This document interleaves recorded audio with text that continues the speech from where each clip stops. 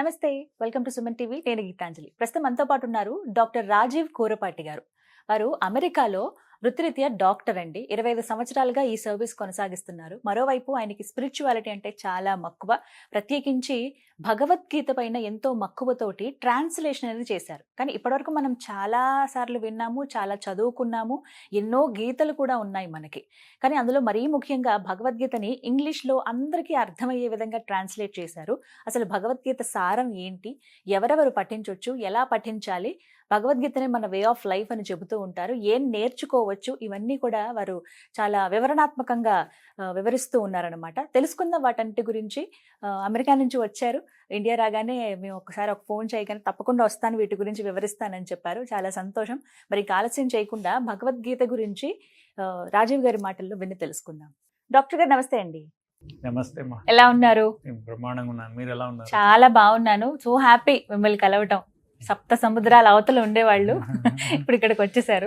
చాలా సంతోషంగా, చాలా హ్యాపీ సార్. 25 years గా సర్వీస్ కంటిన్యూ అవుతోంది. ఒక డాక్టర్ గా మీరు ఆ వృత్తిని కొనసాగిస్తూ భారతదేశం పైన ఉన్న మక్కువ, మరీ ముఖ్యంగా మన ఫిలాసఫీస్ వీటిపై ఉన్నటువంటి మక్కువతోటి మీరు ట్రాన్స్లేషన్స్ చేస్తూ ఉన్నారు. అలాగే కొన్ని కొన్ని స్తోత్రాలని అవి రాయటం కావచ్చు, అర్థమయ్యే రీతిలో అందరికీ చెప్పటం కావచ్చు. ఇది one of the best part.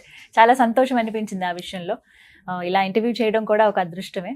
ప్రత్యేకించి కానీ ఒక్కటే నాకు ఫస్ట్ సర్ప్రైజింగ్ అనిపించింది, సైన్స్, నమ్మకం. ఇవన్నీ ఎప్పుడు వర్సెస్ అనే మాట్లాడుతూ ఉంటాము. కానీ ఎలా మీరు వైపు డాక్టర్గా వృత్తిని కొనసాగిస్తూనే ఇంకొక వైపు ఈ స్పిరిచువాలిటీ ఈ వేలో ఎలా వెళ్ళగలుగుతున్నారు? మంచి ప్రశ్న వేశారు. ఎందుకంటే మేము అమెరికాలో ఎస్పెషల్లీ డాక్టర్గా ఉన్నప్పుడు కంప్లీట్లీ వెస్టర్న్ సైన్స్ కదా అది. అలోపతి అనేది వెస్టర్న్ మెడికల్ సైన్స్ అది. కానీ మనకి ఇక్కడ మన శాస్త్రాలు అవి చూస్తే అవంతా నమ్మకం అంటారు కానీ నేను ఒప్పుకోను.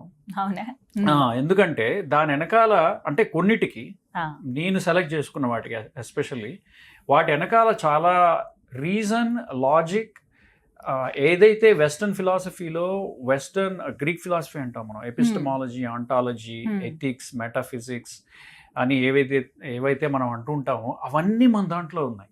మనం అవి చదవక మనకు తెలియకుండా పోయిందనమాట.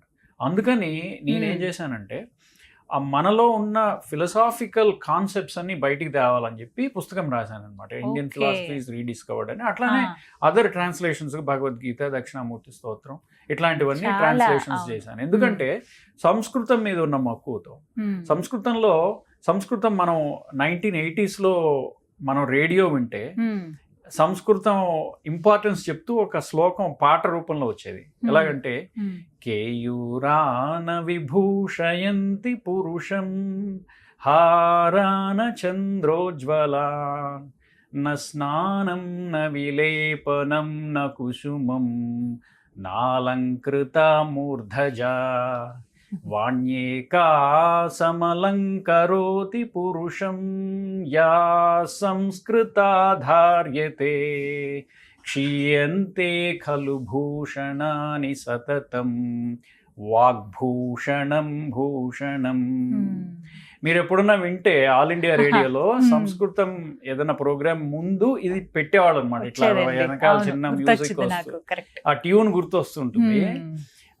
ఏంటంటే నీవు ఎన్ని అలంకారాలు చేసుకున్నా నీకు వాక్యే నీ భూషణం అది అని చెప్పడం అనమాట.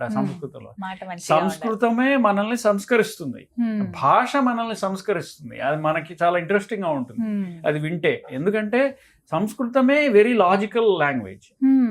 ఎందుకంటే 2000 ధాతువులు ఉన్నాయి. ధాతువులు అంటే రూట్ వర్డ్స్ అనమాట. ఆ ధాతువుల నుంచి కొన్ని కోట్ల పదాలు పుట్టినాయి. ఒక ధాతువుని తీసుకున్న దానికి ఆ ముక్క ఈ ముక్క అది యాడ్ చేసేసి దాన్ని డెవలప్ అయ్యి సాంస్క్రిట్ డెవలప్ అవుతుంది అనమాట. సో ఇది నేను నమ్మకం అంటే నేను ఒప్పుకోను, ఎందుకంటే అది చదివి ఉన్నాను కాబట్టి. బట్ సైన్స్ ఏంటంటే దాన్ని ఎంపెరికల్ సైన్స్ అంటాం అనమాట. ఎంపెరికల్ సైన్స్ ఏంటంటే క్వాంటిఫైబుల్, క్వాంటిఫికేషన్ ఉండాలి, టెస్టబిలిటీ ఉండాలి, వెరిఫైబిలిటీ ఉండాలి, అట్లానే ఇట్లాంటి ఫాల్సిఫైబిలిటీ, ఇట్లాంటి కొన్ని క్యారెక్టరిస్టిక్స్ ఉన్నదాన్ని సైన్స్ అంటాం. అది లేకపోతే అది సైన్స్ కింద రాదు. అట్లా అని చెప్పి అది తప్పు అనలేం. దానికి లాజిక్, రీజన్ ఉంటుంది. ఫర్ ఎగ్జాంపుల్ కర్మ సిద్ధాంతం ఉన్నది. సో కర్మ సిద్ధాంతాన్ని నువ్వు డిస్ప్రూవ్ చేయలేవు కదా. నువ్వు ఒక పని చేస్తే దాని రిజల్ట్ నువ్వు అనుభవించి తప్పదు ఫ్యూచర్లో. అదే ఆ ఫ్యూచర్ లో వచ్చిన రిజల్ట్ పాస్ట్ లో ఏదో చేస్తే కదా ఫ్యూచర్ లో రిజల్ట్ వచ్చింది. అంతే. ఇదే కర్మ సిద్ధాంతం. దీన్ని ప్రూవ్ చేయ సైంటిఫిక్ గా అంటే కుదరదు. ఎందుకంటే దీన్ని నువ్వు ఫాల్సిఫై చేయలేవు, అంటే దీన్ని డిస్ప్రూవ్ చేయలేవు, ఆర్ డిస్ప్రూవ్ కూడా చేయాలి సైన్స్ గా ఉండాలంటే. ఎక్స్పెరిమెంటల్లీ దీన్ని ప్రూవ్ చేయలేవు, ఎందుకంటే ఆ సందర్భాన్ని బట్టి ఎన్నో ఫ్యాక్టర్స్ ఉంటాయి. అందుకని దీన్ని ప్రూవ్ చేయలేవు. సో ఇది ఒకటి సైన్స్ కాదంటే అది తప్పు అనేది నేను ఒప్పుకోను. అది రీజన్ అండ్ లాజిక్ ఉందా దాని వెనకాల అనేది చూస్తాను. మన దాంట్లో చాలా పుష్కలంగా మన శాస్త్రాల్లో రీజన్ లాజిక్ ఉన్నవి చాలా ఉన్నాయి, చాలా లేనివి కూడా ఉన్నాయి. అవి తీసేసి మనం చదవడం అనేది ముఖ్యం అన్నమాట. సో నేను ఆ విధంగా నాకు ఆ క్యూరియాసిటీ ఉంది, అందుకని ఒక సైడ్ మెడిసిన్ చేస్తూ ఇంకో సైడు ఈ మన శాస్త్రాలు చదువుతూ వేరే వాళ్ళకి హెల్ప్ చేయడానికే బేసిక్ గా ఇది చేస్తున్నాను. ఫర్ ఎగ్జాంపుల్ నేను డాక్టర్ గా ఉన్నప్పుడు పేషెంట్, నాకు చాలా హాస్పిటల్లో పనిచేస్తుంటా, చాలా మంది పేషెంట్స్ వస్తుంటారు కదా. సో లెటస్ సే సూసైడ్ చేసుకొని సూసైడ్ అటెంప్ట్ చేసుకొని ఎవరో అడ్మిట్ అయ్యారు అనుకోండి. వాళ్ళు లేచారు, లేచిన తర్వాత నేను వాళ్ళ దగ్గరికి వెళ్ళి జాతస్య హి ధ్రువోర్ మృత్యు ధ్రువం జన్మ మృతస్య చ తస్మాద్ అపరిహార్యార్థే నత్వం శోచితుమర్హసి అని చెప్పను కదా. అంటే ఏంది, పుట్టినవాడు మరణించక తప్పదు, మరణించిన వాడు మరల పుట్టక తప్పదు, దాని గురించి అనివార్యమైన ఎందుకు ఏడుపు, నువ్వు ఎందుకు ఏడవడం అని చెప్పను కదా వాడికి. సూసైడ్ అటెంప్ట్ చేసుకున్న వాడికి ఏం చెప్తాను, ఉద్ధరేది ఆత్మన ఆత్మానం నా ఆత్మానం అవసాదయ్యేది ఆత్మైవ హి ఆత్మనో బంధువు ఆత్మైవ రిపురాత్మన. అంటే నువ్వే you have to take up positivity with in you, you know. So అని చెప్పేసి ఉద్ధరేది ఆత్మనా ఆత్మానం, నువ్వే నీ ఆత్మని ఉద్ధరించాలయా. ఉద్ధరేత్, ఉద్ధరణి పంచపాత్ర అని వింటాం, అది ఇందులోంచి వచ్చింది. ఉత్ హరేత్ అంటే తీసి పైకి వెళ్ళడం అనమాట. ఉత్ హరేత్ అందులో నుంచి వచ్చింది ఉద్ధరేత్, అదే ఉద్ధరణి ఆ పేరు కూడా. సో ఇట్లా సంస్కృతం తెలిస్తే మనం చేసే రోజు భారతీయులుగా సనాతన ధర్మంలో చాలా విషయాలు తెలుస్తాయి అన్నమాట. డే టు డే లైఫ్ లో తెలుస్తాయి, పదాలు ఇంప్రూవ్ అవుతాయి, క్వాలిటీ ఆఫ్ లైఫ్ పెరుగుతుంది. మనం ఇంటరాక్ట్ అయ్యే పీపుల్ కూడా బెటర్ అవుతారు. ఎవరో అన్నెసెసరీ ఇంటరాక్షన్స్ చేసి టైం వేస్ట్ చేసుకోకుండా మంచి ఇట్లాంటి వాటితో మనం ఇంటరాక్ట్ అవుతుంటాం. కావ్యశాస్త్ర వినోదేన కాలో గచ్చతి ధీమతాం వ్యసనేన తు మూర్ఖానాం నిద్రే కలహైన వా అని కావ్యశాస్త్ర వినోదేన కాలో గచ్చతి ధీమతాం, బుద్ధిమంతులకి వీటితో కాలం గడిచిపోతుంటుంది. వ్యసనాలతో నిద్రతో కాకుండా ఇట్లాంటి వాటితో కొత్త అంశాలు తెలుసుకుంటాం, బుద్ధి పదునెక్కుతుంది. దానివల్ల నాకు మెడిసిన్ కూడా ఇంప్రూవ్ అయింది ఇవి తెలుసుకోవడం వల్ల. ఎందుకంటే మైండ్ షార్ప్ అవుతుంది కదా, కొత్త కొత్త కనెక్షన్స్ వస్తుంటాయి. కొత్తది అంటే పేషెంట్స్ తో మాట్లాడేటప్పుడు క్లారిటీ ఆఫ్ థాట్ ఇంప్రూవ్ అవుతుంది. సో వాళ్ళకి చెప్పేటప్పుడు వాళ్ళు ఏం అడుగుతున్నారో మనం వాళ్ళకి ఏం చెప్తే వాళ్ళకి ఉపయోగపడుతుంది. వాళ్ళతో ఒక 2 నిమిషాలు ఎక్కువ టైం స్పెండ్ చేసి వాళ్ళకి ఎలాగా, ఇప్పుడు డాక్టర్ అంటే లాటిన్ వర్డ్ అర్థం ఏంటంటే డొసియర్, DOCERE, అంటే దాని అర్థం టు ఎడ్యుకేట్, టు ఇన్స్ట్రక్ట్, అదనమాట దాని లాటిన్ లో అర్థం. ఇన్స్ట్రక్ట్ అండ్ ఎడ్యుకేట్, అంతేగాని ప్రిస్క్రిప్షన్ రాయి సర్జరీలు చేయని కాదు డాక్టర్ అంటే. To educate the patient, instruct the patient about good health. So దానికి ఇవన్నీ ఎలా వచ్చిందంటే సంస్కృతం చదవబట్టి, ఓహో వీటికి ఒక రూట్ పదం ఉంటుంది, అది తెలుసుకుంటే ఇంట్రెస్టింగ్ గా ఉంటుందని అది తెలుసుకోవడం వల్ల నాకు మెడిసిన్ కూడా ఇంప్రూవ్ అయింది. సో ఆ విధంగా అది ఇప్పుడు భారతీయులుగా పుట్టిన తర్వాత ఎంతో గర్వించదగ్గ విషయం ఏంటంటే భగవద్గీత అనేది, అది విశ్వవ్యాప్తమే. కానీ మనకి ఇంకాస్త సులువుగా అర్థమయ్యేలాగా ఎన్నో రకాలుగా ట్రాన్స్లేషన్స్ చూసాం. ఇప్పుడు మీ నుంచి ఇంకొక ట్రాన్స్లేషన్, అంటే ఎందుకంటే ఎంతమంది ట్రాన్స్లేట్ చేశారు కదా, మళ్ళీ మీకు ఎందుకు అనిపించింది భగవద్గీతని ట్రాన్స్లేట్ చేయాలి? ప్రత్యేకత ఏంటి అసలు మీరు చేసిన దాంట్లో? సో నేను ఎలా చేశానంటే, ఈ భగవద్గీతని చాలామంది చాలా రూపాల్లో ట్రాన్స్లేట్ చేశారు, వాళ్ళ మతాలు అనుసరిస్తూ చేశారనమాట. ఇప్పుడు ఫర్ ఎగ్జాంపుల్ అద్వైత వేదాంతుల దృష్టికోణంలో నుంచి భగవద్గీతని ట్రాన్స్లేట్ చేశారు. ద్వైత వేదాంత దృష్టికోణంలో చేశారు. నేనేం చేశానంటే ఇవన్నీ చదివి వీటిల్లో ఏదైతే ఎలాగైతే మనకి చెప్తే ఈ జనరేషన్కి, ఇప్పుడు నేను అమెరికాలో ఉంటాను, అమెరికాలో చాలా మంది భారతీయులు ఉన్నారు, అట్లానే చాలా దేశాల్లో చాలా మంది ఉన్నారు. భారతీయులే కాదు అమెరికన్స్ కూడా ఉన్నారు. వాళ్ళకు కూడా అర్థం అవ్వాలంటే ఎలాగ చెప్తే, ఏ భాషలో, ఇంగ్లీషే ఏ భాషలో ఇంగ్లీష్లో ఎలా చెప్తే వాళ్ళకి అర్థమవుతుంది, ఈజీగా వాళ్ళకి దాంట్లో ఉన్న ఎసెన్స్ వస్తుంది అనే ఒక ఐడియాతో దాన్ని ట్రాన్స్లేట్ చేశాను అనమాట. సో మామూలుగా పదచ్ఛేదం అంటే పదచ్ఛేదం చేసుకుంటే పదాన్ని డివైడ్ చేసి ట్రాన్స్లేషన్ రాసి దాని కింద ఒక షార్ట్ సమ్మరీ. నేను ఎలా చేశానంటే భగవద్గీతలో 700 శ్లోకాలు ఉంటాయి, ఒక్కొక్క పేజ్ లో ఒక్కొక్క శ్లోకం. దా బుక్ పేరే ద డైలీ గీతా ప్రాజెక్ట్. ప్రతి వాళ్ళు ఒక శ్లోకాన్ని ఒక రోజులో ఒక శ్లోకం అంటే నేను రాసిన పుస్తకంలో ఒక పేజీ చదివితే 5 నిమిషాల్లో అయిపోతుంది. సో ఒక శ్లోకం చదివి అట్లాగా ఎవ్రీడే ఒక పేజీ తీసి ఇంకో పేజీకి వెళ్తే ఇంకో శ్లోకం వచ్చేస్తుంది. సో ఈజీగా 2 years లో కంప్లీట్ చేయొచ్చు, మళ్ళీ చదువుకోవచ్చు, ఇంకా మీ ఇష్టం అనమాట దాంతో. సో అట్లాగా 760 పేజీలు ఎంతో వచ్చింది, 700 శ్లోకాలు, మధ్యలో కొద్దిగా సమ్మరీ. ప్రతి చాప్టర్ కి ముందు అందులో ఆ చాప్టర్ లో ఎన్ని శ్లోకాలు ఉన్నాయి, ఆ చాప్టర్ సమ్మరీ ఏంటి, అసలు కృష్ణుడు ఆ చాప్టర్ లో ఏం చెప్పదలుచుకున్నాడు, అర్జునుడు ఏం అడిగాడు అని ఒక షార్ట్ సమ్మరీ. చాప్టర్ అయిపోగానే మళ్ళీ ఇంకొక షార్ట్ సమ్మరీ, ఇందులో మనకి ఏం అర్థమైంది అనేది. సో ఇట్లాగా మన జనరేషన్ అంటే ఈ 21st జనరేషన్ లో పిల్లలకి అర్థం అవ్వాలి అనేది. అది ఎట్లాగంటే నమ్మకం లాగా ఉండకూడదు, అందులో చాలా రీజన్ లాజిక్ చాలా ఉంది ఆయన చెప్పిన దాంట్లో. చాలా మందికి చాలా విధాలుగా అది ఉపయోగపడుతుంది. మీరు ఏ స్టేజ్ ఆఫ్ లైఫ్ లో, మీరు గృహిణి అనుకోండి, మీకు కొన్ని చాప్టర్స్ మీకు ఇంట్రెస్టింగ్ గా ఉంటాయి. మీరు మేనేజ్మెంట్ లీడర్ అనుకోండి, మీరు కొన్ని ఇంట్రెస్టింగ్ గా ఉంటాయి. మీరు ఆధ్యాత్మిక చింతనలో ఉన్నారనుకో, మీకు కొన్ని ఇంట్రెస్టింగ్ గా ఉంటాయి. బట్ అల్టిమేట్లీ కృష్ణుడు చెప్పిందంతా వేదాంత సారమే, ఉపనిషత్ సారము, వేదాంత సారమే. ఉపనిషత్సు భగవద్గీతాసు అని ఎండ్ అవుతుంటుంది. ఉపనిషత్తుల్లో చెప్పింది భగవద్గీతలో ఉంటుంది అని చెప్పారనమాట. సో ఫైనల్లీ వేదాంతమే, కానీ అర్థమయ్యే భాషలో సరళంగా అర్థమయ్యే భాషలో ఇంగ్లీష్. చాలా మందికి ఇప్పుడు ఇంగ్లీష్ అర్థం అయిపోతుంది, English language medium of education English లో అయిపోయింది కాబట్టి అర్థం అవుతుంది. అందులో కూడా ఇంకా ఈజీగా అర్థం అవడానికి, ఎందుకంటే కొన్ని ఉంటాయి చాలా డిఫికల్ట్ కాన్సెప్ట్స్ ఉంటాయి, అద్వైతము ద్వైతము ఇవన్నీ చాలా ఉంటాయి అన్నమాట. అవన్నీ అర్థం అవ్వాలంటే మనం దాన్ని ఎంతో ఈజీ చేసేసి లాంగ్వేజ్ ని మనం అందిస్తే తప్ప అర్థం కాదు. సో నేను ఆ ప్రయత్నం చేశాను. ఇంగ్లీష్ లో మీకు ఎన్ని రోజులు పట్టింది సార్ మొత్తం? నాకు కొన్ని ఏళ్ళు పట్టింది అమ్మా అది, ఎందుకంటే ముందు నేను కొన్ని సంవత్సరాలు పట్టింది, 4 ఏళ్ళు పట్టి ఉంటుంది. అంటే ఎందుకంటే ముందు భగవద్గీత ఎలా ఉంటుందంటే 700 శ్లోకాలు ఉంటాయి, 18 అధ్యాయాలు ఉంటాయి. అందులో మన డైరెక్ట్ గా మనం చదివేస్తే మనకు అర్థం కాదు భగవద్గీత, ఎందుకంటే అది శ్లోక రూపంలో ఉంటుంది కదా. శ్లోక రూపంలో ఉంటుంది అంటే పోయిటిక్ ఫామ్ లో ఉంటుంది. పోయంని ఎలాగైనా మీరు ఇంటర్ప్రిట్ చేయొచ్చు. కొన్ని ఒక పదాన్ని ఎక్కడ స్ప్లిట్ చేశారు, ఆ సంధిని ఎక్కడ స్ప్లిట్ చేశారు దాన్ని బట్టి కూడా మీకు అర్థం మారిపోతుంది. సో మనకు అది తెలియాలంటే సరిగ్గా ఆచార్యులు కొంతమంది వాటిని ఇంటర్ప్రిట్ చేశారనమాట.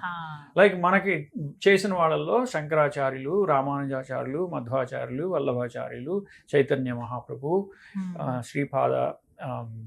శ్రీలా ప్రభుపాద్, ఇట్లాంటి వాళ్ళు చాలా మంది దాన్ని భాష్యం రాసి ఇంటర్ప్రిట్ చేసి చెప్పారన్నమాట. నేను ఎంత వీలైతే వీళ్ళందరివి చదివి వాళ్ళ లెక్చర్స్ కూడా విని వాళ్ళు ఏం చెప్తున్నారో అర్థం చేసుకొని దాన్ని ఎక్కడ డిస్టర్బ్ అవ్వకుండా మీనింగ్ దాన్ని అందించడానికి ప్రయత్నం చేశాను. దానివల్ల ఇన్నేళ్లు పట్టింది. మీకు అంటే నియమంగా ఈ టైము ఇలా ఉండాలి అని ఏమైనా పెట్టుకున్నారా సార్? ట్రాన్స్లేషన్ అంటే డిసిప్లిన్ ఎలా ఫాలో అయ్యారు? ఎందుకంటే ఈ వారంలో ఇన్ని శ్లోకాలు అవ్వాలని ఒక నియమం పెట్టుకున్నా. ఎందుకంటే ఈ సంవత్సరానికి ఇన్నన్నా అవ్వాలి, ఎందుకంటే 700 శ్లోకాలు.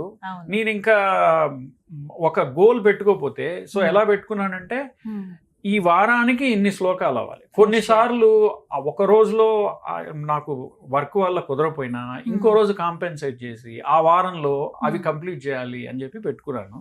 అట్లాగా ఈ నెలకి ఇన్ని అయిపోతాయి, ఈ నెలకి ఇన్ని అవుతాయి అని ఒక గోల్ పెట్టుకుంటూ వెళ్ళాను. పూర్తయింది. 4 years పట్టింది. అంటే 4 ముందు నేను చదువుకోవాలిగా, ముందు నాకు ఎన్నిసార్లు పట్టించుంటారండి భగవద్గీత ఈ లెక్కన? అంటే నేను పారాయణ చేయలేదు.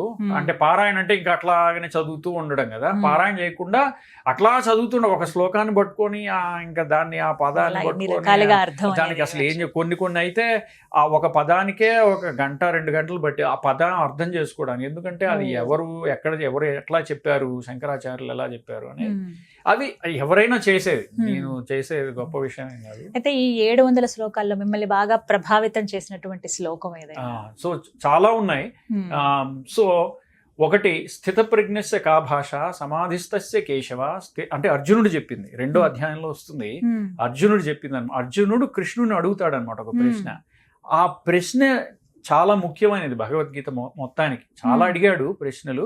ఈ ప్రశ్న కృష్ణుడు వివిధ రూపాల్లో భగవద్గీత మొత్తం ఆన్సర్ చేస్తుంటాడు అనమాట. ఇదేంటంటే స్థిత ప్రజ్ఞస్య కా భాష సమాధిస్తస్య కేశవ స్థితధీహి కిం ప్రభాషేత కిమాసీత వ్రజేత కిం. ఇది ప్రశ్న. అందుకే కిం కిం కిం అంటే ఏంటి అని అడుగుతున్నట్టు. మనం పారాయణ చేస్తే ఇలాగ రాదు మనకి.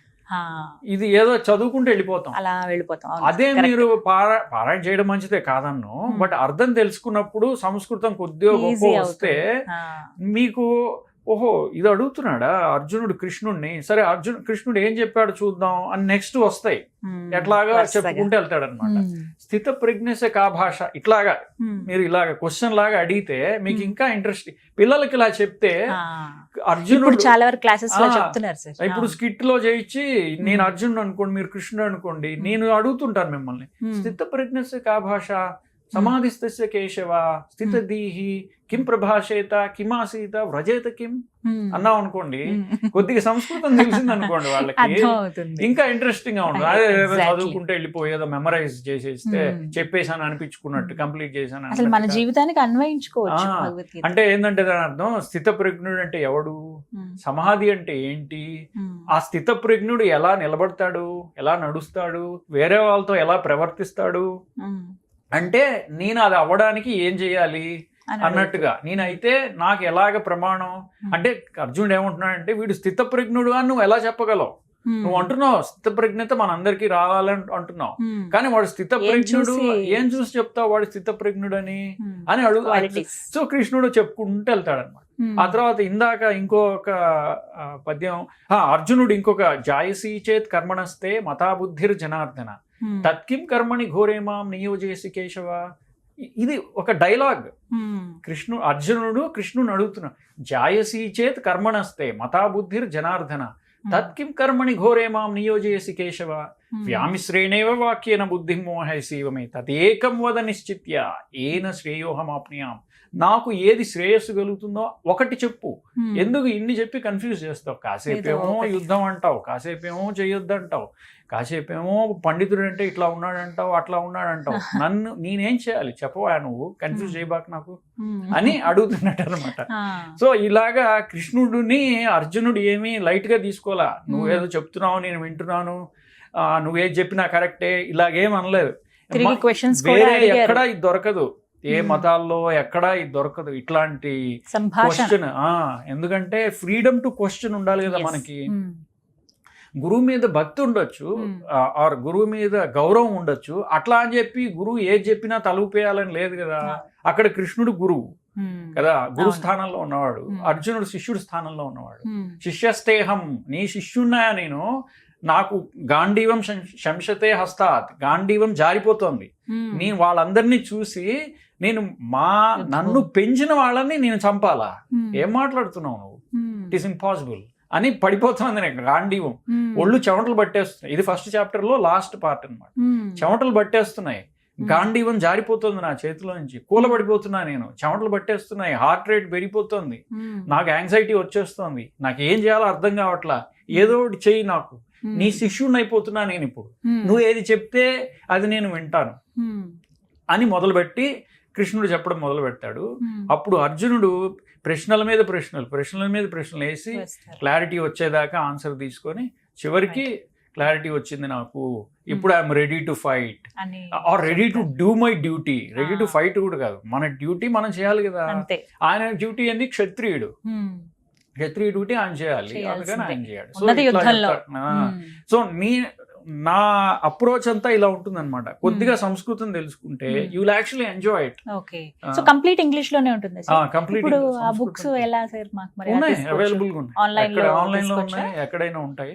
సో ఈజీగా అర్థం కావాలి అని అంటే అది ఇంగ్లీష్ లాంగ్వేజ్ లో ఉంటుంది. ఇంగ్లీష్ లాంగ్వేజ్ లో ఉంటుంది, నేను తెలుగులో రాయలేదు ఎందుకంటే ఇంగ్లీష్ అయితే రీచ్ ఎక్కువ ఉంటుంది అని చెప్పి ఇంగ్లీష్ లో అది రాశాను. కూడా తెలుగులో ఫ్యూచర్ లో రాస్తే రాయొచ్చు. అది కూడా ఎక్స్పెక్ట్ చేస్తున్నాను సార్. అయితే కొన్ని తెలుసుకోవాలనుకుంటున్నాము. లీడర్షిప్ క్వాలిటీస్ కావాలి, ఒక మంచి లీడర్ గా నేను ఎదగాలి అని అనుకుంటే గనక భగవద్గీతలో ఎటువంటి శ్లోకాలు పఠించాలి, ఏం నేర్చుకోవాలి అసలు? ఇందాక కూడా చెప్పాను కదా, ఈ ఉద్ధరేది ఆత్మనాత్మానం అని. అది చాలా ఇంపార్టెంట్ ఫర్ లీడర్ క్వాలిటీ. ఎందుకంటే లీడర్ కి ఏమవుతుందంటే చాలా మంది చాలా ప్రెషర్స్ ఉంటాయి కదా. డెసిషన్ తీసుకోవాలి, రైట్ డెసిషన్ తీసుకోవాలి. తీసుకున్న డెసిషన్ కి ఈయన రెస్పాన్సిబుల్ అవుతాడు, ఇంకొకళ్ళ మీద తొయలేడు. ఈ డెసిషన్ తీసుకొని దానికి గుడ్ వచ్చినా బ్యాడ్ వచ్చినా he's responsible or she's responsible for it. ఉద్ధరేది ఆత్మనా ఆత్మానం. నీ ఆత్మతో నువ్వు ఉద్ధరించాలయా. ఉద్ధరేది ఆత్మనా ఆత్మానం. నా ఆత్మానం అవసాదయేది. నువ్వేం కుంగిపోకు. ఆత్మానం అవసాదయేది. ఆత్మైవ ఆత్మనో బంధువు ఆత్మైవ రిపురాత్మన. నువ్వు పాజిటివిటీ నీలో ఉంటే అదే నీ ఫ్రెండ్ అవుతుంది, నీలో నెగిటివిటీ ఉంటే అదే నీ ఎనిమీ అవుతుంది. సో అందుకని నిన్ను నువ్వు ఇంప్రూవ్ చేసుకోవడానికి ట్రై చేయి. నువ్వు వేరే వాళ్ళ మీద ఎంత డిపెండ్ అయినా సరే అల్టిమేట్లీ నువ్వే డెసిషన్. మన లైఫ్ లో కూడా అంతే కదండి. మనం ఏ డెసిషన్ తీసుకున్నా, మనం ఉద్యోగం అన్నా, ఒక పెళ్లి చేసుకోవాలన్నా, ఒక ఉద్యోగం చేసుకోవాలన్నా, ఒక కాలేజీలో, ఫైనల్లీ అందరూ మనకి హెల్ప్ చేస్తారు. కానీ మన ఆ డెసిషన్ వల్ల రిజల్ట్ని హ్యాండిల్ ఆర్ ఎక్స్పీరియన్స్ చేసేది మనమే కదా, వాళ్ళు కాదు కదా, మనమే డీల్ చేయాలి కదా. సో అందుకని కృష్ణుడు ఏం చెప్తాడంటే, నువ్వు లేవా, నువ్వు కంగారు పడకు. ఫస్ట్ ఏమన్నాడు అర్జునుడు, నాకు చేతులు ఉనిగిపోతున్నాయి, నాకు కంగారు ఉంది, నేను ఏం చేయాలో అర్థం కావట్లేదు అంటున్నాడు కదా. లే, పైకి లే, నువ్వు ఊరికనే కంగారు పడకు, యూ కెన్ డూ ఇట్ అని చెప్పి అట్లాంటివి చేస్తున్నాడు అనమాట. అట్లానే లైఫ్ స్టైల్, ఇట్లాంటివన్నీ కూడా లైఫ్ స్టైల్ హ్యాబిట్స్ కూడా మార్చుకోవాలంటే భగవద్గీత చదవాలి అని చెప్తారు. అంటే చూడండి, భగవద్గీతలో మీరు నాకు లైఫ్ స్టైల్ కోసం వెళ్తానని వెళ్ళకూడదు. భగవద్గీతలో తత్వం చెప్తాడు కృష్ణుడు, దాంతో పాటు ఇవన్నీ కూడా చెప్తాడు. ఇందాక అనుకున్నాం కదా, వ్యావహారిక సత్యము పారమార్థిక సత్యం అని ఉపనిషత్తులో చెప్పారని. సో వ్యావహారిక సత్తాలో ఆరు సత్యంలో మనకి ఏవేమో, మన హెల్త్ని ఫస్ట్ మనం కాపాడుకో, లేకపోతే మనం చేసే పని మనకి కాన్సన్ట్రేషన్ ఉండదు కదా. సో మన హెల్త్ చేయాలంటే ఏంది, యుక్తాహార విహార, ఇది ఇంకొక శ్లోకం, యుక్తాహార విహారస్య యుక్త చేష్టస్య కర్మసు యుక్త స్వప్నావబోధస్య యోగో భవతి దుఃఖః అని చెప్తాడనమాట. అంటే యుక్తి ఉండాలి, ఊరికనే మూఢ నమ్మకంతో చేయకు, నువ్వు యుక్తి ఉపయోగించు. కృష్ణుడు చెప్తున్నాడు అర్జునుడి, యుక్త ఆహార విహారస్య, ఆహారంలో విహారంలో యుక్తిని పెట్టు. ఏది మంచో ఏది చెడో నువ్వు తెలుసుకొని నీకేది మంచో ఏది చెడు వచ్చాయి. యుక్తాహార విహారస్య యుక్త చేష్టస్య కర్మసు, నువ్వు చేసే కర్మల్లో యుక్తి పెట్టు. ఊరికినే ఫూలిష్ గా వాడు చెప్పాడు వీడు చెప్పాడు అని చెప్పి ప్రలోభాలకు పోయి నువ్వు చేయకు, యుక్తి పెట్టు. యుక్త స్వప్నావబోధస్య, నిద్రపోయేటప్పుడు ఎంత నిద్రపోవాలి, ఎట్లాగా నేను ఎంత నిద్రపోతే నా బాడీ కరెక్ట్ టైం టేబుల్ ఇవన్నీ పెట్టుకో. అప్పుడే నువ్వు చేసే యోగా, నువ్వు ఏదైనా సాధన చేస్తే ఆ సాధనకి ఫలితం అప్పుడే వస్తుంది. లేకపోతే నేను సాధన చేస్తున్నాను, యుక్తి లేకుండా సాధన చేస్తే నీకేమొస్తుందా అని చెప్తున్నాడు అన్నమాట. ఇలా ఇంకొకటి, ఈ భగవద్గీత కృష్ణుడు అర్జునుడికి చెప్పాడని సంజయుడు ధృతరాష్ట్రుడికి చెప్పాడు అని వ్యాసుడు మనకి చెప్తున్నాడు కదా. సో ఈ త్రీ లేయర్స్. ఇంకోటి మీరు గమనిస్తే ఇదంతా ఒక శ్లోక రూపంలో ఉంటుంది, ఒక పోయిటిక్ ఫామ్ లో ఉంటుంది కదా. సో ఇదంతా ఒక ఛందస్ అంటారు, ఒక మీటర్ తాళం వేస్తే ఎలా వస్తుంది అలా ఉంటుంది అనమాట. సో మీరు చూడండి, ఇది అనుష్టుప్ ఛందస్లో ఉంటుంది. అనుష్టుప్ ఛందస్ అంటే 4 పాదాలు ఉంటాయి శ్లోకానికి. 4 పాదాల్లో ఒక్కొక్క పాదానికి 8 అక్షరాలు ఉంటాయి, అంటే 8 సిలబల్స్ ఉంటాయి అన్నమాట. సో చూడండి, యుక్తాహార విహారస్య యుక్త చేష్టస్య కర్మసు యుక్త స్వప్నావబోధస్య యోగో భవతి దుఃఖః. సో అన్ని శ్లోకాలు ఇలానే ఉంటాయి. సో మీరు నాట్ ఓన్లీ ఆ మీనింగే కాదు, ఇది కూడా ఎంజాయ్ చేయొచ్చు. ఈ ఒక సాహిత్యం కూడా భగవద్గీతలో మీరు ఎంజాయ్ చేయొచ్చు అనమాట. ఈ పదాలు ఎలా పెట్టారు అనేది కూడా మీరు ఎన్నో నేర్చుకోవచ్చు ఇందులో నుంచి. మీరు ఇందాక అన్నట్టుగా management skills, life style skills, లేకపోతే మీకు డిప్రెషన్, యాంగ్జైటీ ఇట్లాంటి ప్రాబ్లం ఉంటే అందులో హ్యాపీనెస్ కోసం ఆ తర్వాత తత్వబోధ పడుతుంది మీకు. ఆ తర్వాత సాహిత్యంలో కూడా ఇట్లా కూడా రాయొచ్చా, 700 శ్లోకాలు ఎలా పెట్టాడు ఆయన వ్యాసుడు అనేది. సో ఇవన్నీ మనకు వస్తాయి అన్నమాట. సో చాలా ఇంట్రెస్టింగ్. సార్ కామన్ థింగ్ ఏంటంటే మనలో ఎప్పటి నుంచో అలా మైండ్ లో కూరుకుపోయి ఉన్నది, రామాయణం, భారతం, భగవద్గీత ఇలాంటివన్నీ కూడా 60 ఏళ్ల తర్వాత ప్రశాంతంగా కృష్ణారామ అంటూ అప్పుడు చదువుకోవాలి. ఇప్పుడంతా మీరు ఏం చేస్తారు, లైఫ్ ని ఎంజాయ్ చేయాలి కానీ అనే వాళ్ళు కూడా చాలా మంది ఉంటారు సార్. బట్ మేబీ ఇక్కడ ఇంకొక చిన్నది ఏంటంటే ఇప్పుడు కొంత మారింది పద్ధతి.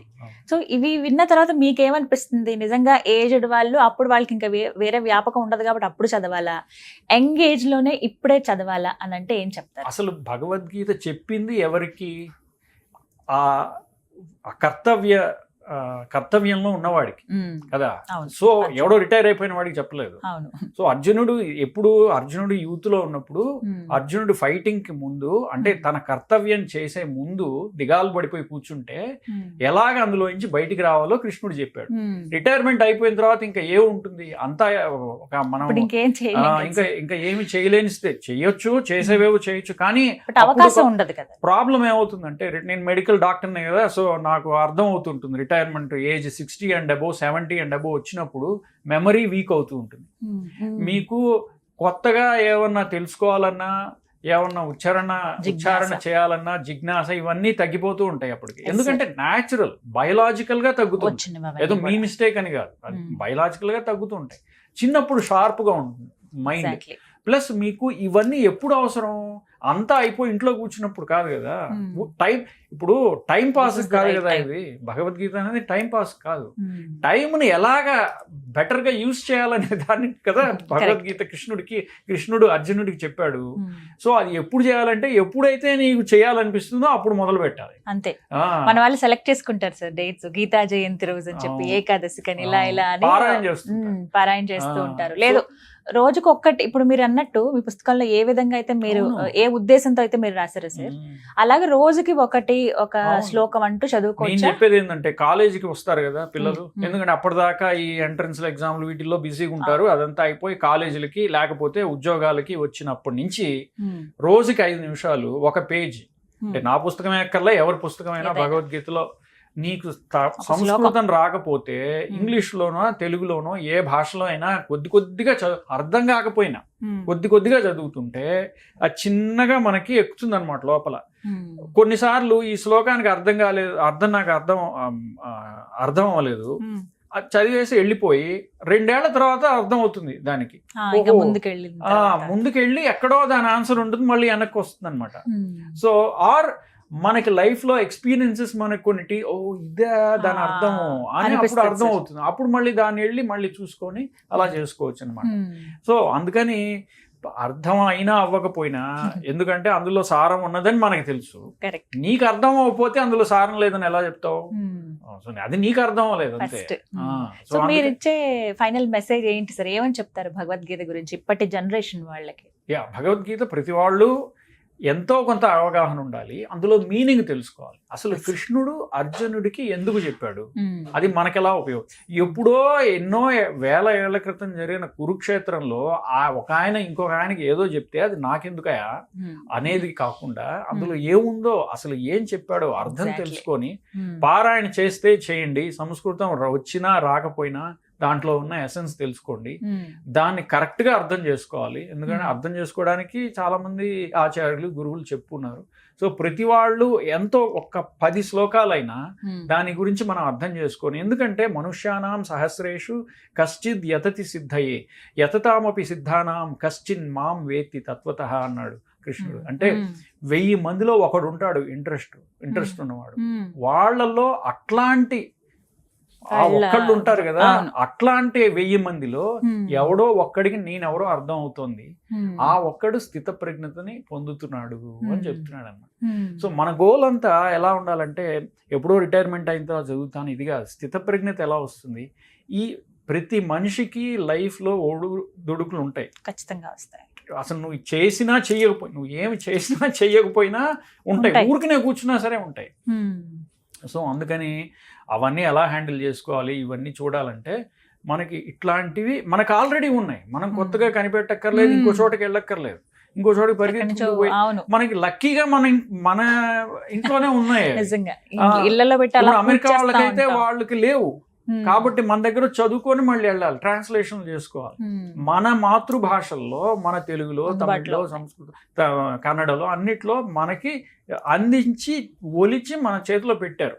మనం పారేస్తే ఇంకా దానికి ఇంకేం చేస్తాం. అది నేను ఎప్పుడు రిటైర్ అయిన తర్వాత అది అసలు అంతకంటే దారుణం ఇంకోటి ఉండదు. చాలా సౌకర్యాలు కూడా వచ్చేసాయి సార్ ఇప్పుడు. పాకెట్ జర్నీస్ లో చదువుకోవచ్చు, ఆడియోస్ వినొచ్చు, అలా అయినా కూడా తెలుసుకోవచ్చు. ఇలా రకరకాలుగా ఆప్షన్స్ వచ్చేసి ఇవన్నీ చాలా ఉన్నాయి. అందులో భగవద్గీత చాలా గీతలు ఉన్నాయి కదా, గీతలు కూడా చాలా గీత, ఉద్ధవ గీత 60 ఉన్నాయి సార్, 60 ఉన్నాయని చెప్తారు.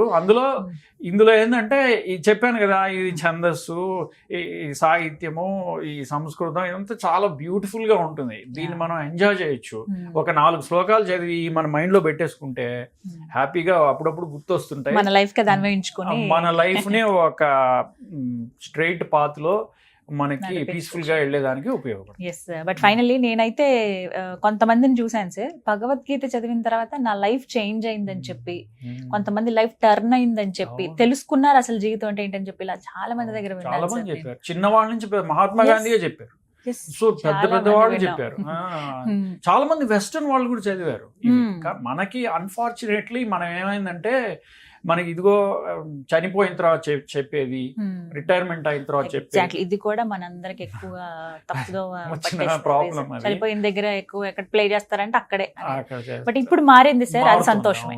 సోషల్ మీడియా వల్ల ఇది వన్ ఆఫ్ ద బెనిఫిట్స్.